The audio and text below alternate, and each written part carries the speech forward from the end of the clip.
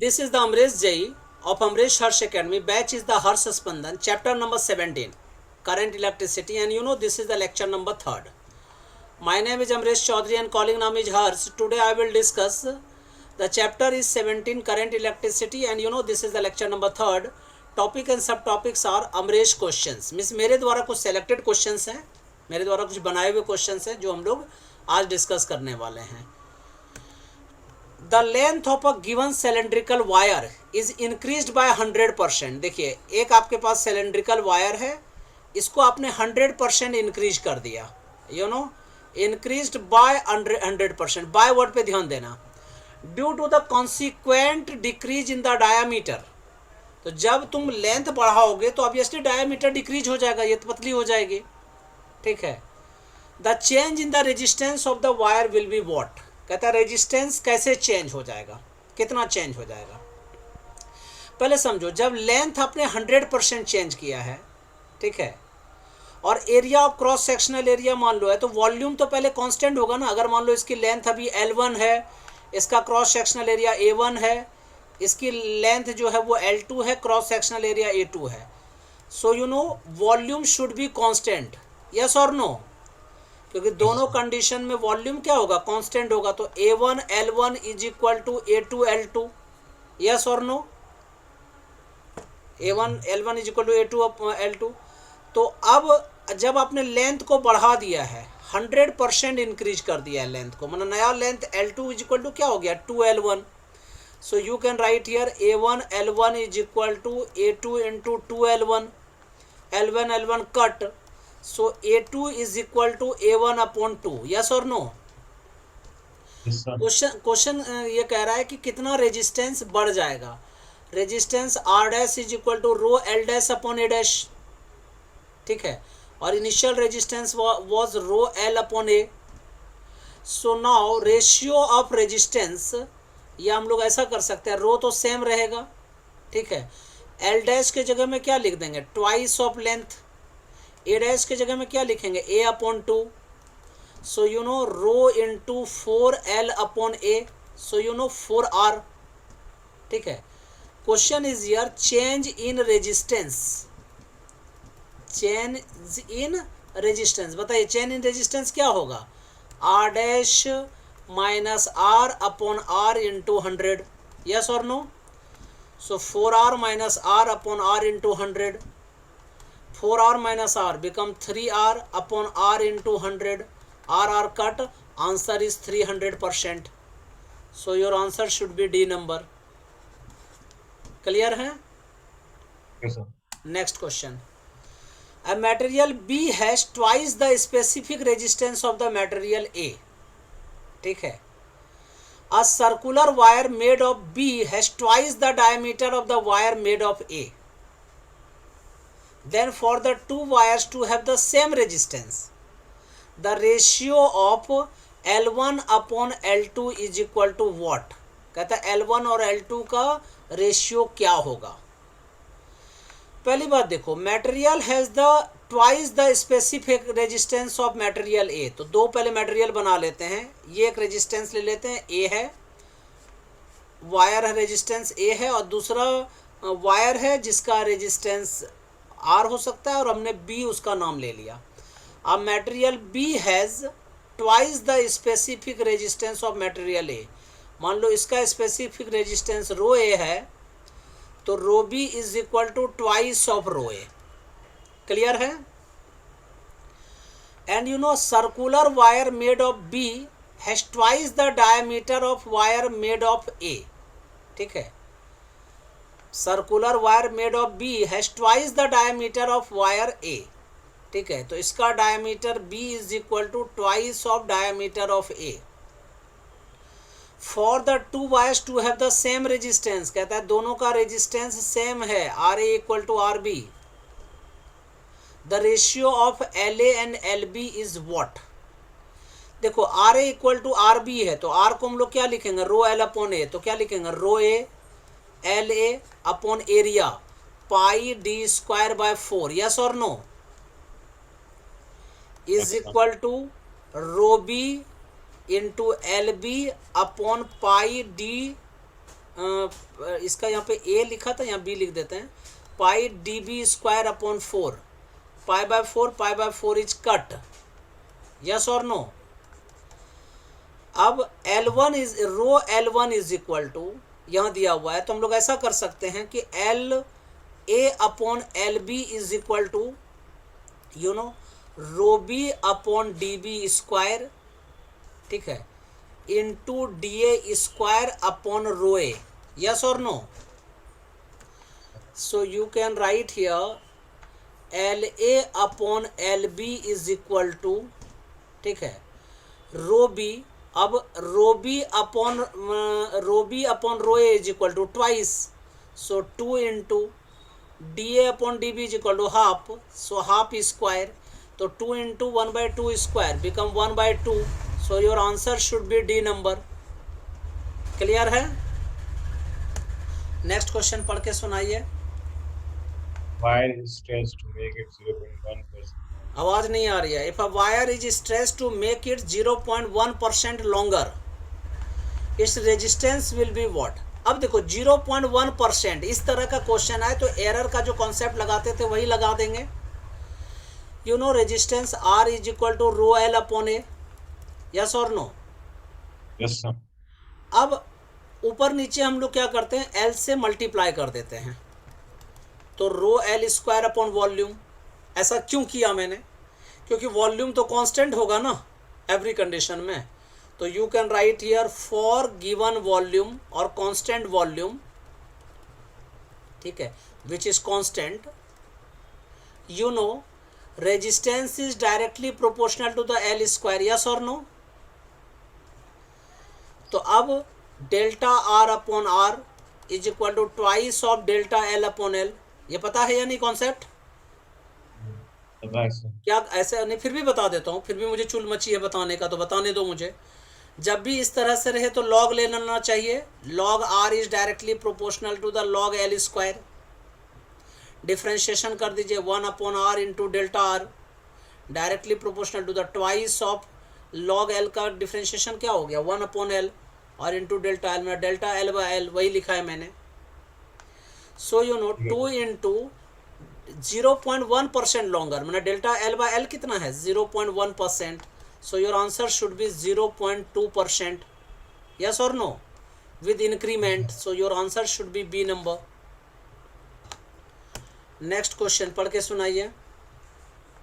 When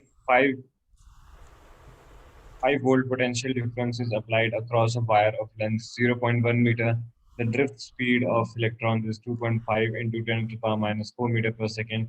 If the electron density in the wire is 8 into 10 to the power 28 meter per cube, The resistivity of the material is close to the what? So easy. Potential V equal to क्या होता है I into R. I equal to क्या बताया था मैंने ANEVD।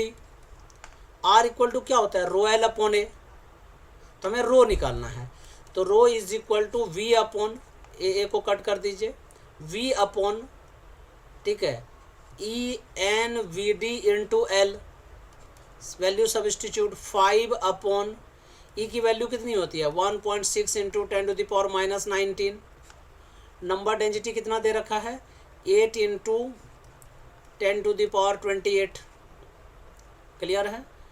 And V D is equal to 2.5 into 10 to the power minus 4 into 0.1 length इसका। इसको solve कर लीजिएगा।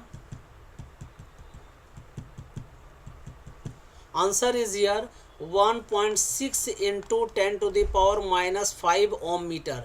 ये बहुत कैलकुलेशन वाला क्वेश्चन है, लेंदी क्वेश्चन है ये, ठीक है, इसमें टाइम लगेगा सॉल्व करने में। Suppose the drift velocity in a material varied with the applied electric field E, ठीक है, as VD is directly proportional to the root E। Question में दिया हुआ है VD is directly proportional to the root under E। Then VI graph for a wire made of such a material is best given by what? मतलब VI graph बनाना है तो क्या होगा। देखो VD is directly proportional E है और आपको पता होता है कि E is equal to minus D B by D R, yes और नो। तो इसका मतलब क्या है, V is directly proportional to the E, potential is directly proportional to the electric field, तो यहाँ पे पोटेंशियल लिख सकते हैं। अब I के बीच ग्राफ है, तो I इक्वल टू ANEVD होता है या नहीं होता है? तो I is directly proportional to the VD। अब इस इक्वेशन को देखो, फर्स्ट नंबर, और इस इक्वेशन को second number, VD is directly proportional root V और I is directly proportional VD। तो from equation first and second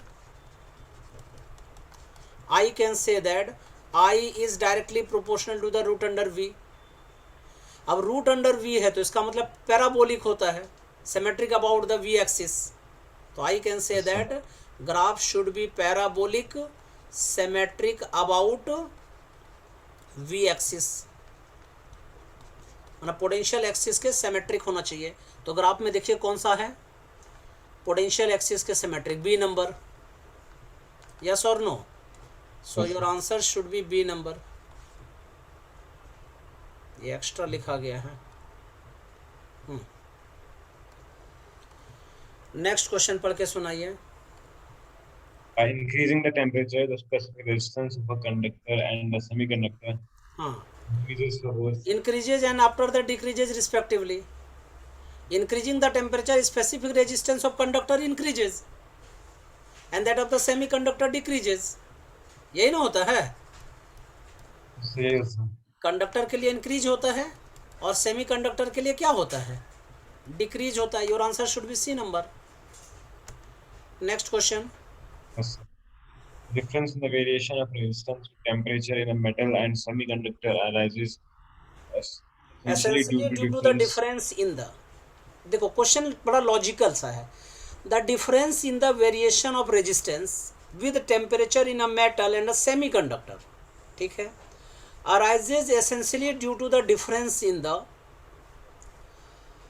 charge carriers बढ़ेगा। हाँ, पहले समझिए, मेटल्स अगर है तो in metals the number of density charge carriers, ठीक है, density charge carriers is independent of the temperature, yes और no? Rho is directly proportional to the T to the power 0। समझा या नहीं समझा? And you know while it increases exponentially the temperature of the case of the semiconductor, yes or no? Yes, sir. तो exponentially increase करेगा, ठीक है, with temperature in case of the semiconductor. So your answer should B variation of the number of charge carriers with temperature, ठीक है।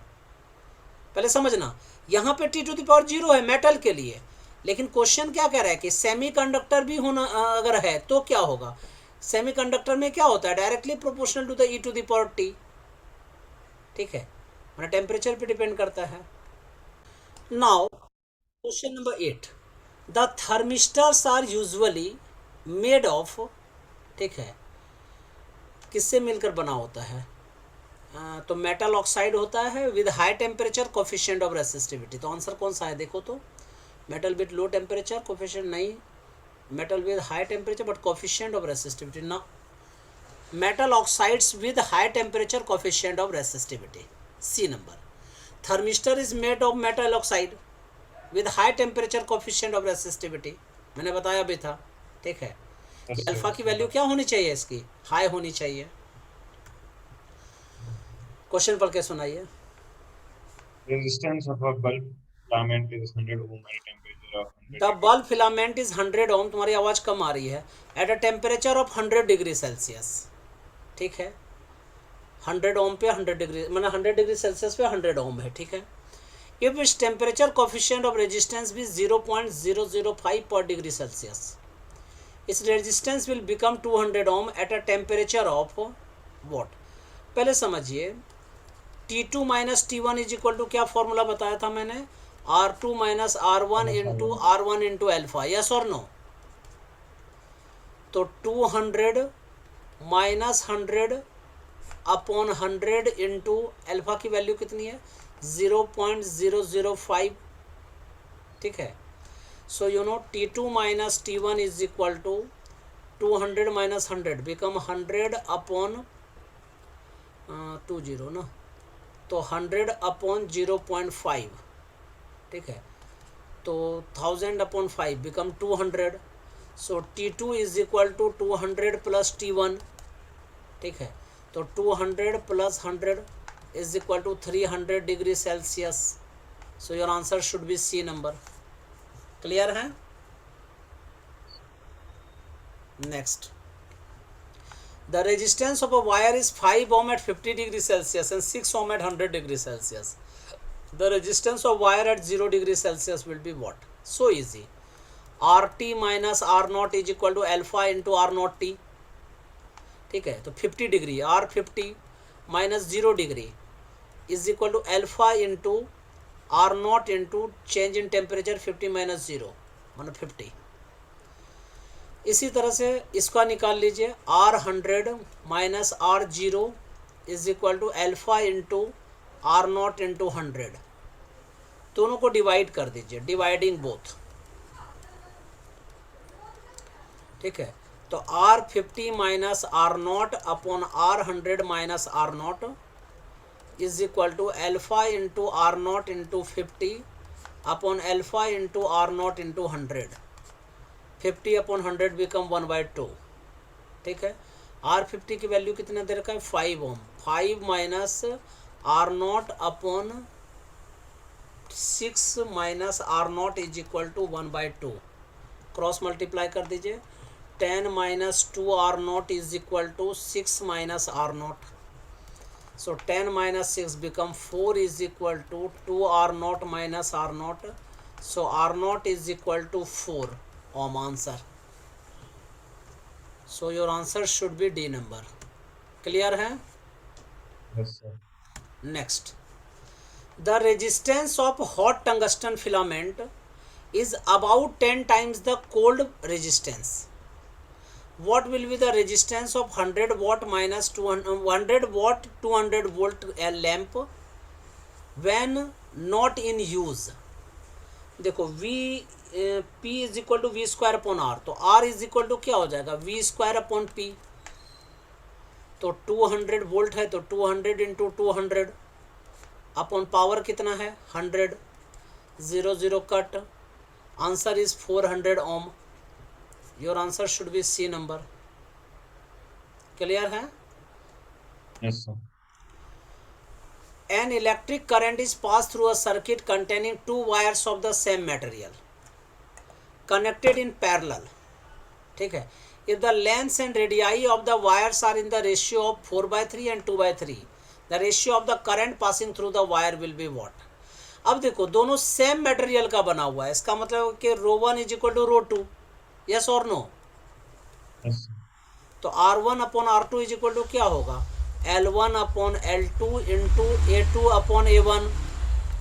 सो L1 upon L2 into area is equal to क्या होता है? Pi R square. तो pi R2 square upon pi R1 square, pi pi cut, ठीक है। L1 upon L2 into R2 upon R1 whole square. तो L1 upon L2 क्या है ratio? 4/3 into 3 upon 2 whole square. So 4 upon 3 into 9 upon 4, 4 4 cut, answer is 3। R1 upon R2 की value. अब कह रहे both are connected in parallel, तो for wires connected in parallel, for wire connected in parallel, अगर parallel में connect है तो voltage दोनों का क्या होगा? Equal. So I1 into R1 is equal to I2 into R2। So I1 upon I2 is equal to R2 upon R1, yes और no? अब R1 अपॉन R2 आपके पास 3 आया है, तो R2 अपॉन R1 क्या होगा? 1 upon 3। So your answer should be B number. देखो एक ऑप्शन ए भी है लेकिन वो सही नहीं है, एक्चुअल आंसर क्या होगा? B number. पढ़ के सुनाइए question. The resistance of the series combination of two resistances they are तो मान लो सीरीज में है, तो R1 plus R2 is equal to क्या हो गया? S, यस और no? When they are joined in parallel the total resistance is P।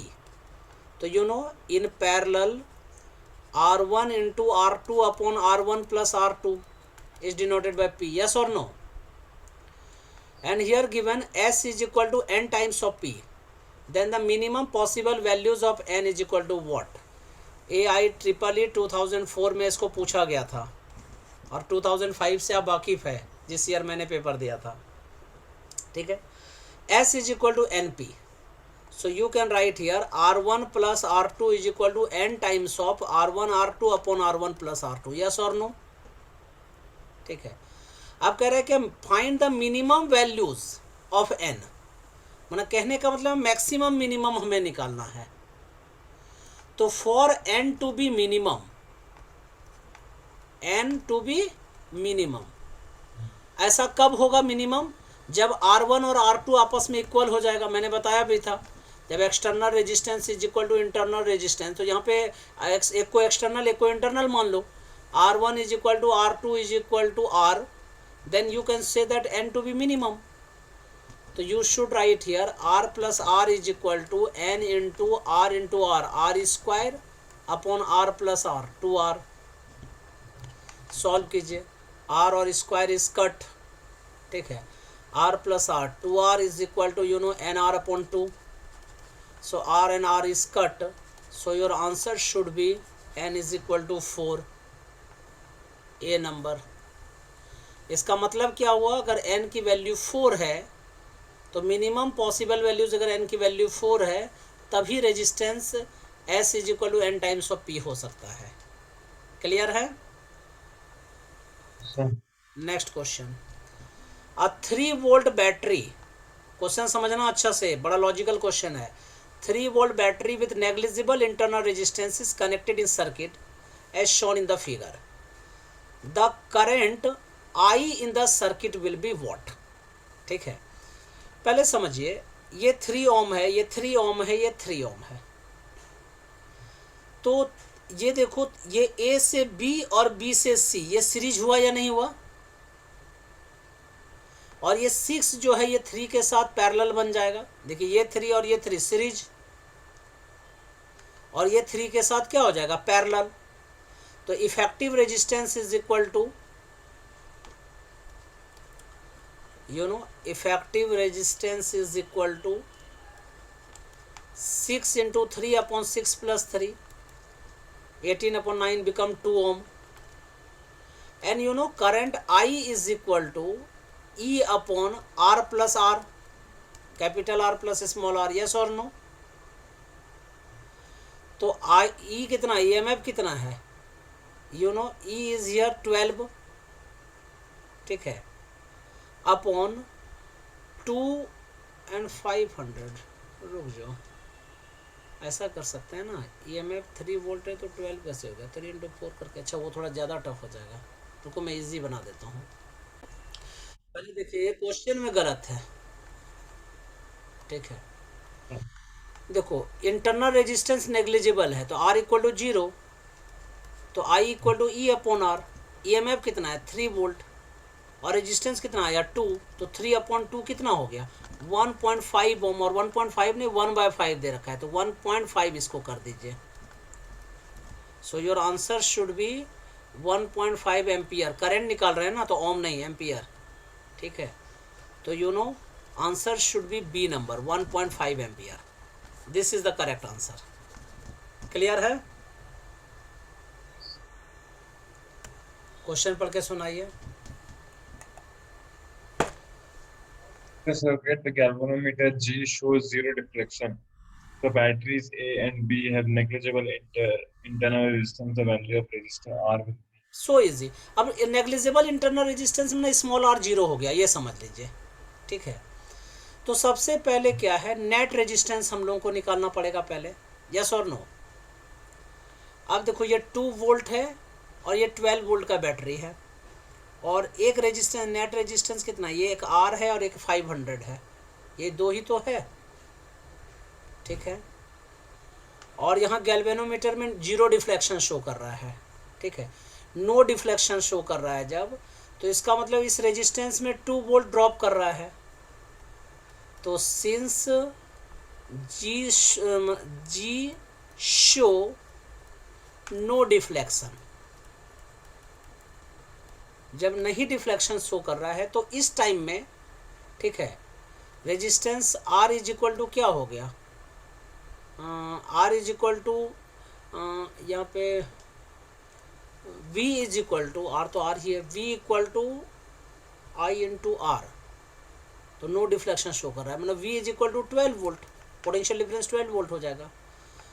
And you know current I is equal to V upon R, मतलब 2 upon R is this condition. और अब total में देख लेते हैं, I is equal to 12 volt इस वाले में upon I equal to E upon R plus small R तो जीरो है, ठीक है। 500 ओम का रजिस्टर है, तो 500 प्लस ये आर सीरीज में हो गया, तो 12 upon 500 plus R, yes. I is equal to 2 upon R is equal to 12 upon 500 plus R, 2 1 जा 2, 2 6 जा, क्रॉस मल्टीप्लाई कर दीजिए, 500 plus R is equal to 6 R, plus R को अगली साइड ले गए, minus R, 6 R minus 1 R become 5 R, 5 R is equal to 500, so R is equal to 100 ohm, so your answer should be B number. Clear है?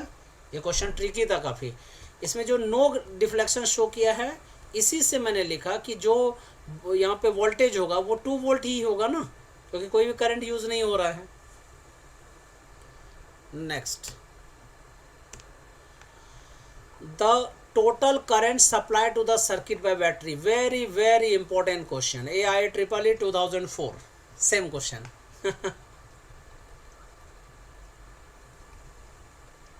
this is the very important question, ध्यान दीजिएगा। Total current supply to the circuit by the battery, ये हमारे पास battery है, अब इसको show कर लीजिए, ठीक है। इफेक्टिव रेजिस्टेंस इसका क्या है वो निकाल लेना है, तो सबसे पहले अपर आर्म में देख लेते हैं, इसमें और इसमें। देखो ये 2 है और ये 6, दोनों ये पैरेलल है, और फिर ये 1.5 के साथ सीरीज हो जाएगा, ठीक है। तो मैं लिख रहा हूँ net resistance in the upper arm,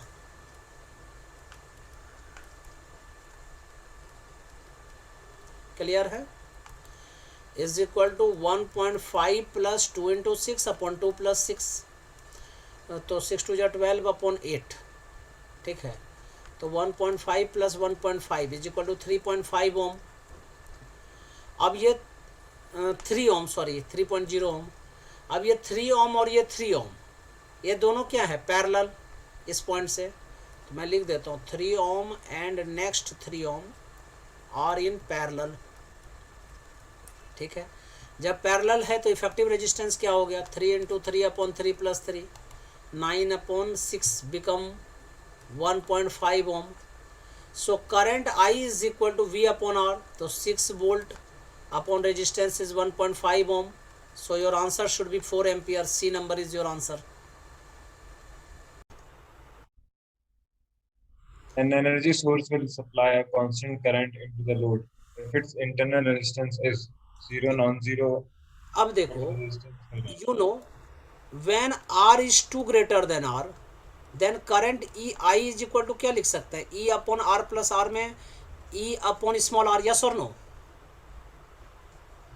क्योंकि अगर internal resistance is 2 greater than capital R, so you know your answer should be constant, तो answer is D number, very large as compare to the load resistance. Clear है? क्योंकि constant current जब पास करा रहे हो load में, ऐसा कब होता है, जब internal resistance is 2 greater than capital R, yes और no. Next, 2 sources of equal EMFs are connected to an external resistance R. The internal resistance of the 2 sources are R1 and R2. R2 is greater than R1. If the potential difference across the source having internal resistance R is 0, then relation is what?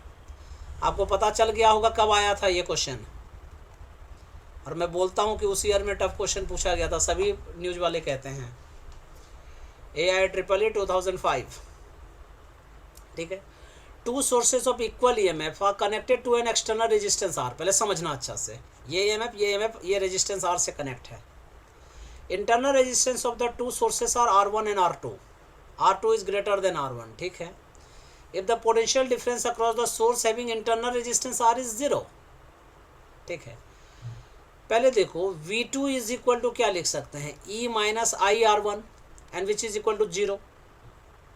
तो E minus I R one equal to 0. So you can write here I is equal to E upon R2. Yes और no. And I is equal to, यहाँ total EMF कितना है 2E. Total resistance कितना है R plus R1 plus R2. So this is equation first and here equation second. So you can write here from equation first and second, E upon R2 is equal to 2E upon R plus R1 plus R2. Yes or no? E and E is cut, cross multiply. 2R2 is equal to R plus R1 plus R2. So R is equal to 2R2 minus R2 become R2 minus R1. So your answer should be D number. Clear है.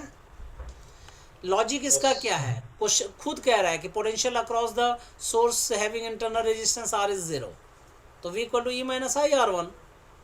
ठीक है. So I is equal to E upon R2. Compare कर लीजिए, answer आ जाएगा. A 10 volt battery with internal resistance 1 ohm and a 15 volt battery with internal resistance of 0.6 ohm are connected in parallel. ये दोनों parallel में है. To a voltmeter as shown in the figure. The reading in its voltmeter will be close to the. कहते हैं कि इसका reading क्या होगा वो बताइए. You know current I is equal to, देखो इसका ये पॉजिटिव टर्मिनल, इसका पॉजिटिव टर्मिनल, दोनों एक साइड से इससे कनेक्ट है. तो EMF क्या होगा E1 minus E2 upon internal resistance is R1 plus R2. So you know 50 minus 10 upon 0.6 plus 1 is equal to 5 upon 1.6. 25 upon 8 ampere. ठीक है. क्वेश्चन क्या है, वोल्टमीटर का रीडिंग निकालना है. तो reading of the voltmeter is equal to terminal potential of either cell. Yes or no? Terminal potential difference across either cell. So E1 minus IR1 is equal to 15 minus 25 upon 8 into R1 is equal to 0.6. So 15 minus, अब इसको cut कर लीजिए, become 10. 5 2 जा 10, 5 5 जा 25, 2 3 जा 5 3 जा 15 upon 8. Yes और no. 15 8 जा 120 minus 15 upon 8 is equal to 105 upon 8. अच्छा डेसिमल में दे रखा है. तो 8 1 जा 8 25, 8 3 जा 24 10, 8 1 जा 8. So you know 13.1 volt. So answer should be B number. Clear है. क्या दिक्कत है बताइए. Next question. In the electric network shown when no current flows through the 4 ohm resistor in the arm EB. कहाँ है भाई EB? Yes this is the EB. The potential difference between the points A and D will be what. A और D के बीच में potential difference हमें निकालना है. Question को पहले समझिए कि यहाँ पे पोटेंशियल डिफरेंस मान लो VD पर 0 है, तो VE पे भी 0 होगा. यस और नो. क्योंकि इसमें कोई भी रेजिस्टेंस आर्म यहाँ नहीं है. तो you know no current will flow, no current flows through the 4 ohm resistor. Yes और नो. क्योंकि जब पोटेंशियल डिफरेंस यहाँ पे 0 हो गया तो कोई करंट पास ही नहीं करेगा ना. तो no current flows through the 4 ohm resistor. ठीक है. So VB is equal to, you can say that -4 volt, क्योंकि 4 ohm रजिस्टर है यहाँ पे इसीलिए. तो VA is equal to 9 minus 4 is equal to 5 volt. So VA minus VD is equal to 5 volt minus 0. So your answer should be 5 volt. C number. Very tricky question. Clear है. इसको अच्छे से लिख के कर लीजिएगा घर में. The supply voltage to a room is 120 volt. The resistance of the lead wires is 6 ohm. ठीक है. A 60 watt bulb is already switched on. What is the decrease of voltage across the bulb when a 240 watt heater is switched on in parallel to the bulb? पहले देखो resistance of bulb निकाल लेते हैं क्या हो रहा है. First case की बात कर रहे हैं हम लोग. तो you know resistance of bulb is equal to 120 into 120, क्योंकि resistance R is equal to क्या होता है V² अपॉन P ना. 120 इंटू 120 अपॉन 60. 62 जा आंसर इज 240 ओम. अब resistance of heater you know resistance of heater is equal two similarly 120 into 120 upon 240. 120 से इसको cut कीजिए, 2 से इसको कट कीजिए, आंसर इज 60 ओम. यस और नो. अब हीटर एंड बल्ब दोनों का, तो resistance of heater and bulb, तो both are in parallel. So 240 into 60 upon 240 plus 60. Answer is या 240 इंटू 60 अपॉन 300. 0 0 कट, 0 0 कट, 3 से इसको कट कर दीजिए, आंसर इज 48 ओम. ठीक है. अब फर्स्ट केस में देखो, इन केस फर्स्ट,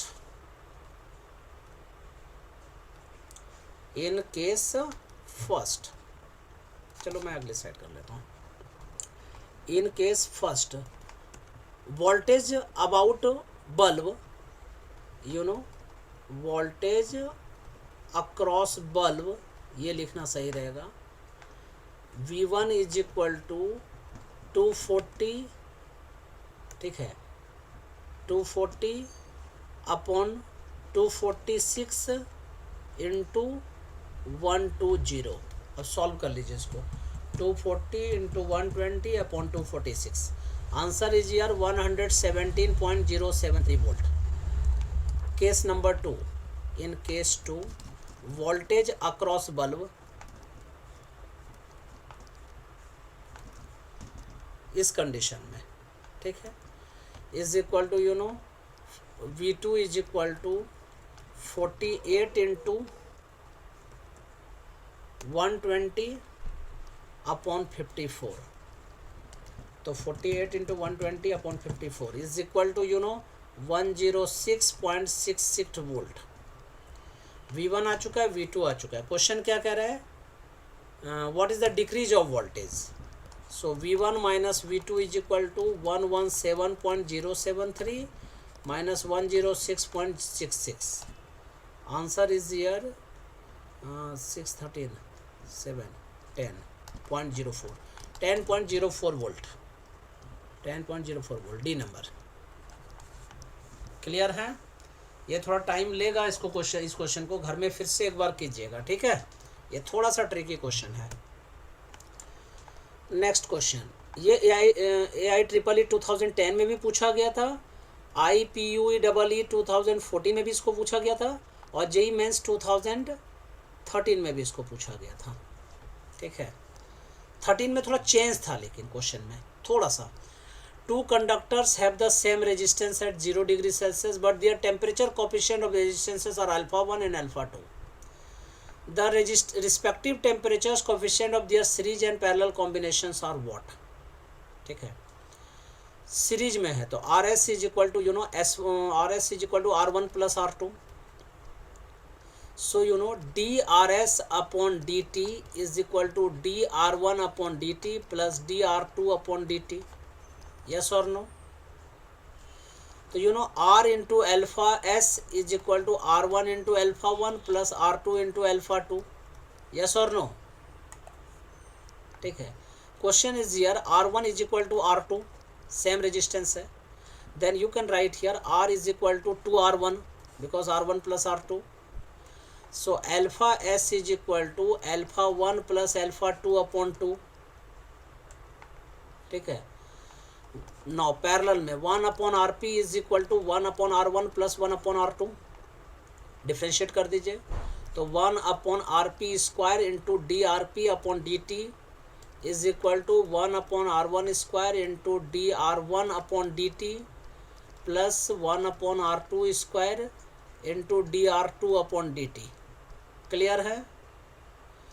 अब alpha P upon R P is equal to, divide कर दीजिए कॉमन लेके, alpha S is equal to alpha 1 plus alpha 2/2 है, और ये R1 is equal to R2 है, तो दोनों को कट कर दिए, कॉमन लेके हटा दिए, तो alpha P upon R P, ये ना बचा, yes, is equal to alpha 1 upon R1 plus alpha 2 upon R2।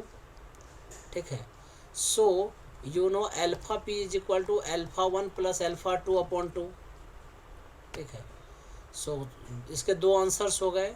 First answer is alpha 1 plus alpha 2/2 and second one is also alpha 1 plus alpha 2 upon 2. So your answer should be A number. Both conditions correct, चाहे वो series हो चाहे parallel हो। Next question is here, an electric bulb is rated 220 volt 100 watt. The power consumed by it when operated on 110 volt will be. So easy question, ये तो बहुत easy question है। Resistance R is equal to you know V square upon P, 220 into 220 upon 100, 0 0 cut 0 0 cut, answer is 484 ohm. ठीक है, when operated on the 110 volt कह रहे हैं ना, तो now P dash is equal to V dash square upon R, so 110 into 110 upon 484। ठीक है, तो 110 into 110 become 400 upon 4. Answer is 25. So 25 watt. Your answer should be A number. In a large building, there are 15 bulbs of 40 watt, 5 bulbs of 100 watt, 5 fans of 80 watt, and 1 heater of 1 kilowatt. The voltage of the electric man is 220 volt. The minimum capacity of the main fuse of the building will be what? So easy. इस तरह के theory में भी question कराया था मैंने।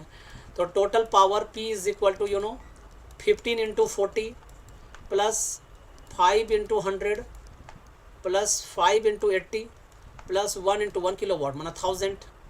अब add कर दीजिए, 1000 प्लस 200 प्लस 500 प्लस 600, 2500। ठीक है, current I is equal to P upon V, 2500 upon 220, 0 0 cut, 250 upon 22 is answer is year 11.36। ठीक है, तो अप्रोक्सीमेटली इक्वल कौन सा हो गया, मतलब फ्यूज कितने का होना चाहिए, 12 एम्पियर का, थोड़ा ज़्यादा रहेगा तभी तो कट नहीं होगा। Yes, sir. 2 electric bulbs marked 25 watt 220 volt and 100 watt 220 volt are connected in series to a 440 volt supply. Which of the bulbs will fuse?